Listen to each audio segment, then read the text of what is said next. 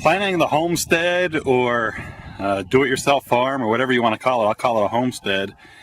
If you saw the last video, this is the house we built way back in the day. This is our house right there. Back in the day there was nothing there, just farmland. There's a house there now. I'm not sure if you could see in the video. Let me zoom in here. You can see where the road is right there. That was a bad idea, putting the road there. We're not sure where else we would do it, but that was kind of the low spot. And there it is, the low spot. And it was great in the summertime because it's real easy on the car and the truck. Except now in the wintertime, when it thaws up from freezing, it really gets mushy. And I actually got the truck stuck right up there at once upon a time. But with the spring coming, we're probably going to plant our first crops. And all this land is not ours. I'm actually on a neighboring lot that's for sale. This is lot 4 for anybody that knows where I'm talking about. But our property is over here, and it runs from the road, from left side, from about here to right side about here, and then from front to back from the road back to the barn there. So with spring coming up, we're going to be planting, wanting to kind of figure out where we're going to plant stuff. We'd maybe like to get a goat, maybe a cow. I don't know about the cow, but we'll have a dog, a goat, a chicken coop, and some gardening. So let's see where we'll put everything. To the left of the house is going to be the septic tank, and then we're going to have 275 feet of leach line. Now that's not square feet. For some reason we have to have a run of 275 square feet. So on the left side over here, we're probably going to leave alone for starters. On the right side, you can see this is kind of hilly here. We'll probably leave this alone for starters too. But all of this up here, we'd like to try something called strip grazing, because obviously there's not any fence going around this. And if we have a few goats, then they're just going to run loose and run away. So what we'd like to do is something we read about called strip grazing, where you tether a goat. You get a halter. You don't just tie a rope around its neck. You actually get like a halter that goes through its mouth and whatever. And you tether it. You put 2 anchors down and you let it run back and forth, and it's considered strip grazing. Now we'd rather not use a lawnmower if we don't have to. We don't want to pay for the gas or anything. We'd rather use the animal do it, or let the animal do it, and not only that, leave its dung everywhere, which is good to for fertility for the land. So the front, really, we don't want to do anything with. Up on the top is where we're thinking about doing our gardens, and I'll walk over there and show you, but we're thinking maybe 7 or 8 plots. One with wheat, one with flax, you know, your vegetable, your root crops, then your greens, and maybe corn. I'm not sure yet. We have a book that I'll do another video on, which is a really cool book. So where would you put everything? We know that we want the house right in the middle.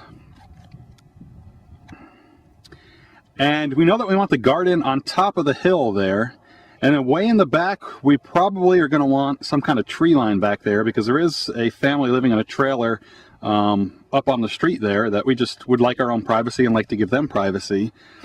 So where would you put the animals? Let's say you were going to build a barn to put your couple goats, and you wanted your dog maybe to hang out there. And where would you put your chicken run? And if you were to get a pig or two, where would you put your pig in this whole mix? Okay, so that's the view from far away. I'm gonna take you up to the top where we're going to plant the garden and kind of give you a look around there, so maybe you'll get a feel of where you would put things. One other note, the highest point on our property is probably this peak right here.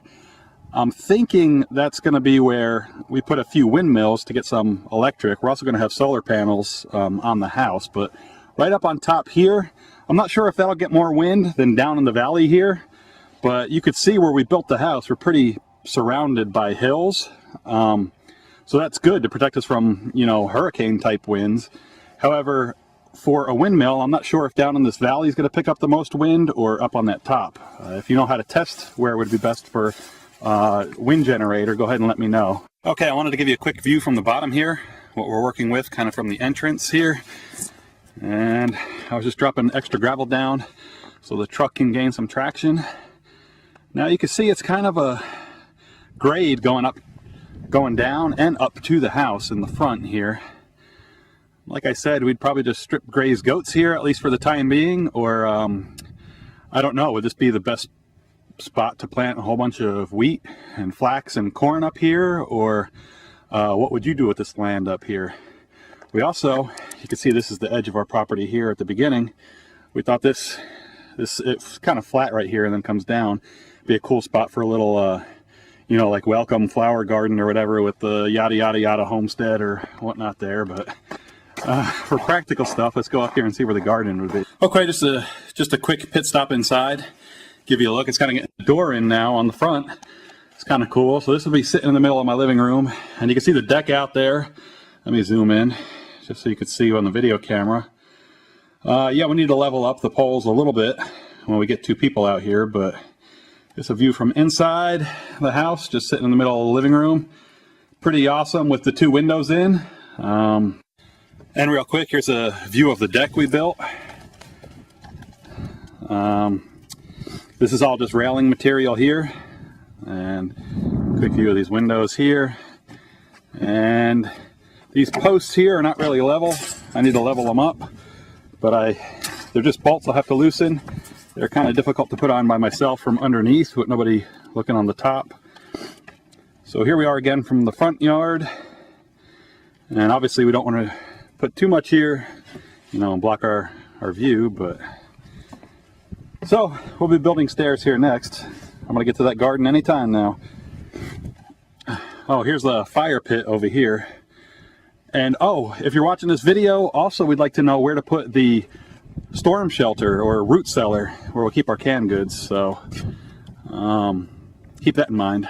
Okay, Scott, aka Phalanx, I'm not sure if you could tell right now, but there's snow flurries coming down. I know you were looking for them. I'm not sure if they're going to show up in the camera or not.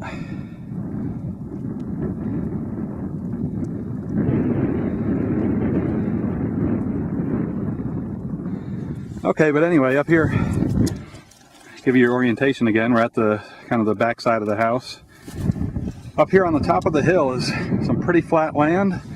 We own from right where I'm standing over to back where this hill starts again. So we were kind of thinking, like up on this hill here, we just make some plots starting on the other side there, you know, just coming over. I don't know what size plots we'd make, like 10 by 10 with a walkway in between them coming this way. You know, we probably have enough room for 2 or 3 10 by 10s going across. We're not sure, but how would you break this up if you were doing it? Once again, it's from there to there. And where would you put the root cellar, and where would you put your little barn? This is just a tool shed there. Where would you put your barn for the animals? And then finally, we have hill again in the back. We go down to the barn here. We'd like to put like a tree line here. We're not sure what we'd like to do for the tree line, but anyway. So I'm gonna get headed back before it starts really snowing here, but that's kind of planning the homestead, just a rough idea of what we got to work with and what we'd like to do with it. We'll update you in the future on what we actually do with it with another video.